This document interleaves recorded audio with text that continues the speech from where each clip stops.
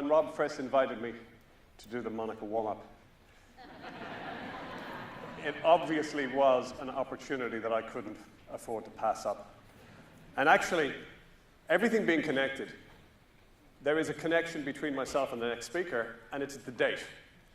Because January 1998 was significant for me because it was the year and the date that I first, obviously the NASA disease has got into. We're definitely going to run down the clock here very well. I'll tell you, I'm going to go back 3 slides to myself.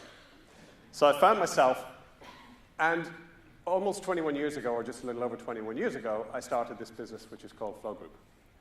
And whilst we've already heard a lot about what has changed in the last 20 plus years, we've also heard this echo that has echoed around, probably more than I expected it to, from all the speakers today. Because the one thing that hasn't changed in my direct experience is humanity. So no matter what's going on in the world around us, externally, our humanity is fundamentally still intact. With all its imperfections, with all of its virtues, we're still left with our humanity. And the way in which we most realize our humanity is through our interactions with other people. And the base unit of currency of all interactions is the individual conversation. You know what that is? It's wallpaper. And conversations are the wallpaper of humanity. Why? Because we are surrounded by them. We are immersed in them all the time, to a point where we don't even notice them anymore, and we actually don't really value them. But there's one thing about conversations. Unlike anything else, conversations have the power to either connect or divide us. And depending on how we approach it, we're going to get one outcome or we're going to get the other. And what I propose to talk about today is building on a lot of the themes that have already been talked about today, is an approach to conversations that enable us to gift us more time, increase our levels of productivity, build on some of the trust that we've been talking about that's lacking in our society, and enable us to move forward in ways that taps into our ultimate potential.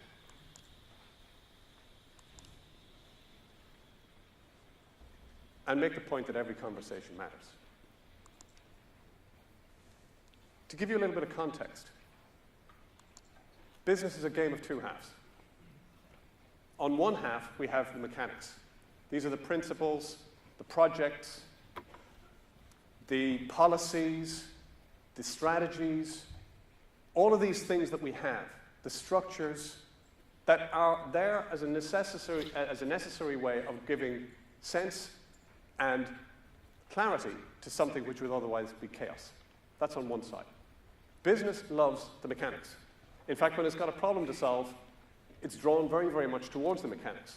Why? Because it's predictable, it's tangible, and it's measurable. The humanics. People, on the other hand, they're messy. I had a mentor when I was very young at the start of my career who took me aside and he said, Ian, one thing you're going to discover, all problems in business come with hair on top. Or not, as the case may be.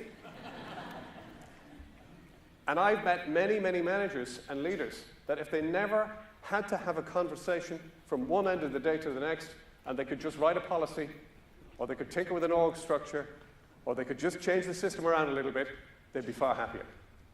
But here's the interesting thing. I've never ever come across a strategy that's implemented itself. I've never come across a project that has delivered itself. In fact, nothing gets done.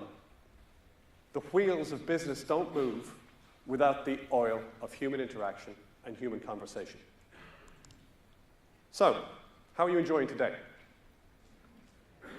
So far, so great. Here's a question. When we think about conversations, they come in 3 different packages. The first is the face-to-face conversation. The second is the telephone conversation, which is becoming increasingly less. The third is the electronic conversation, which is becoming increasingly more. As you luxuriate in the conference center here today, and you think about your own organization, if I were to ask you the question, in those 3 channels, how many conversations are happening around your organization? We actually had one client who was mad enough to have a go at measuring this. The client was Primark, or pennies to you and I, and they came up with a number. And the number was 220,000 conversations that are happening today across their lines of operation. Now, you tell me that the quality of those conversations is not having an impact on the business outcome. So let's have a look at conversations, and let's break it down. Because there are three possible outcomes to any conversation that we have. And it's a little like the gear shift in an automatic car. One outcome is that we have the conversation, it has the impact it needs, it moves the business on, we drive forward. Second impact, the conversation happens, but nothing happens. Third impact, conversation doesn't go so well. The R doesn't stand for reverse. It stands for what we call residue. Because something has happened in the conversation that has left a legacy or a residue between us or into the business. Now, instead of having one conversation, we've just bred a multitude of conversations. These conversations take place, of course, in the coffee docks, in the car parks, in the corridors, or anything else you can think of beginning with C. And now, instead of having one email to package it all up neatly, we now have a multitude of emails, blizzards, CCs, BCCs, now the head of the department's involved. If it's your family, it's your mother-in-law. And what it's a little bit like is it's a little bit like getting grit into the oil. Now, all of a sudden, things don't work so smoothly anymore. Now it creates wear and tear on the system that can ultimately lead to breakdown. I like first principles, and I'm going to go back to January 1998. When I started off the business, it was very clear to me, conversations are a basic operating system for productivity and for connectivity, period. Otherwise, how are we doing it? It's all got to be done through that. The other thing is, in the early days, we didn't have reputation, so we had to survive on impact. So we believed in adding value from day one.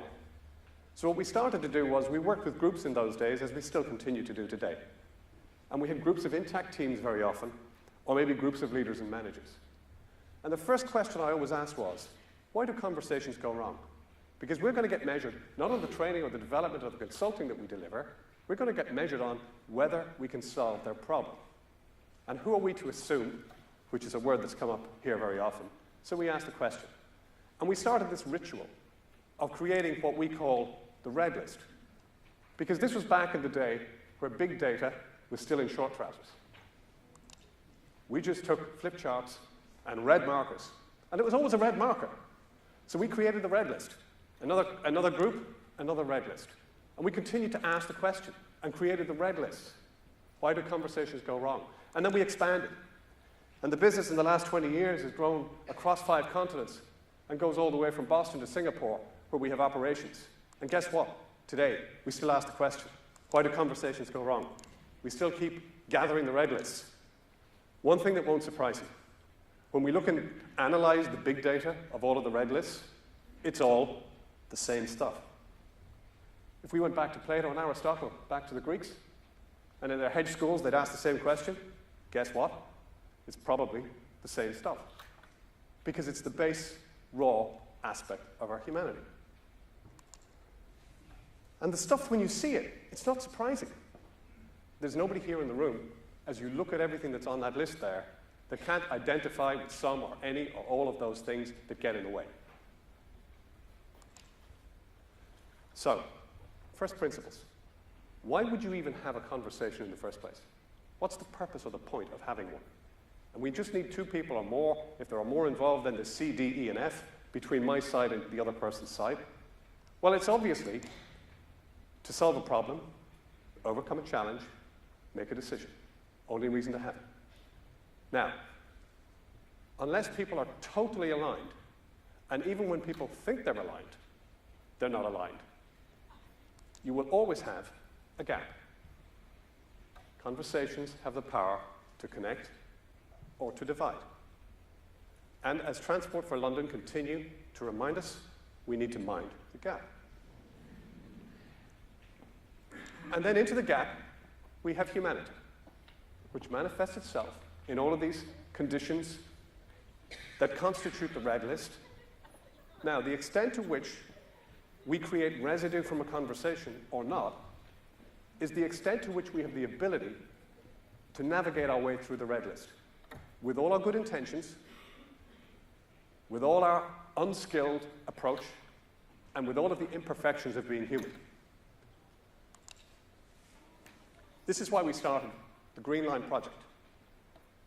Isn't it remarkable that 2,500 years after the birth of the Persian Empire, in spite of the fact that conversations underpin and constitute everything that we do, and have been since the beginning of time and we could construct language, in spite of the fact that there is nothing more powerful that has an impact on everything ranging from our business performance to our mental health, that 2,500 years later, we still don't have an agreed mechanism for getting a best outcome. Doesn't it strike you as strange? This became the mission of the Greenline project. A couple of things we needed to investigate were to understand what we were dealing with first so that we could go and address and find a way in which to accomplish this. The first thing was to understand what the symptoms of residue are. So when a conversation doesn't go well and it produces residue, there are two basic categories of residue. First category of residue is inefficiency. It's characterized by waste. It's a little bit like you take your bucket, and the faster you put stuff into the top of the bucket, the faster it's coming out the bottom. Wasted time, wasted effort, wasted energy. First category. The second is more on the humanic side. You know, you have a conversation, and there's just that feeling that you emerge with where you just aren't comfortable anymore. And this might be not comfortable in the team, not comfortable with the people that you're dealing with, not comfortable in the organization, which we talked about a little bit earlier on. It's like having a stone in your shoe. We carry on, but we have that stone that persists in the shoe. This is where it gets interesting. Because residue actually has a cost. And the best ways that organizations and business understands to measure cost, time and money. So we went out and we surveyed. How much time do you think leaders and managers spend on a weekly basis tidying up residue, which has come as a result of conversations poorly held? The answer is between 12 and 15 hours a week, which is a very high proportion of time. Now, this is on average. We've discovered that the higher up the food chain you go in an organization, the higher this percentage or this number becomes in terms of hours. We had one senior leader in a semi-state organization, CFO, who said that he spends 90% of his time dealing with residue. The saddest part was how he followed the comment. He says, but isn't that what work is? We actually have got to a point, it's a bit like the Harry Chapin song, Flowers Are Red, except the corporate version. The film The Usual Suspects, one of my favorite lines in it, is that the greatest trick the devil ever pulled was convincing the world he didn't exist. Well, in residue terms, the greatest trick that residue ever pulled was convincing the world it didn't exist. Ironically, somehow life has persuaded us that residue is life, and we just need to get better at managing it. On to the numerical side of it. Any CFOs in the room? We have our chief economist here. He'll do for starters. Let's take the 12 hours. Let's multiply it by the number of weeks in the year. Let's multiply it by the average weekly salary. And let's multiply it by the number of employees. This is an actual client. This is an actual number. When you put all of this together, the cost is over 9 million. One of the biggest struggles that we have as HR professionals is connecting with the business stakeholders to convince them that what a CEO once described to me as that soft, fluffy bunny stuff actually has a financial merit and has a payoff in the business bottom line. So what you need to do now is go and see your CFO and explain how you found 9 million down the back of the couch and you can help contribute to next year's budget. So I'm going to conclude by looking at if conversation is the cause, it can also be the cure. So we endeavored to put the microscope on conversations, and we watched them unfold like a slow-mo camera, frame by frame, thousands of them, to understand where we could intervene and what might be good and what might be bad. And here's what we discovered. We discovered 3 things. First thing we discovered, conversations are a zero-sum game. What you put in, you get out. Second thing we discovered is that there are points of choice at every time in a conversation, particularly those difficult, challenging conversations. There are moments when you can choose to turn left or you can choose to turn right. And at that point of choice, we make the choice and it determines the destiny of the conversation and whether we create residue or we don't. Here's the third and the hardest part of the research, is that at these points of choice, people make unconscious decisions. We make decisions and choices without knowing that we're even making it. So what the Greenline project set out to do was to codify. What are the points of choice at which when you turn left or you turn right, you're going to get a better or worse outcome? We codified it into 7 behaviors. You've got these in front of you, by the way. 7 red cards, which literally are a sending off offense. Play the red cards, and they're the 7 most common, most popular behaviors that cause a conversation to produce residue. It sends you in one direction. The red cards, which are very simple and simply understood, ultimately lead to residue.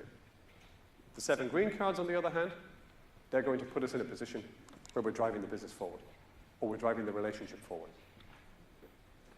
Final thing I have to say or ask is, I'm going to use one of the cards, which is the green card of inquire. Let me do this.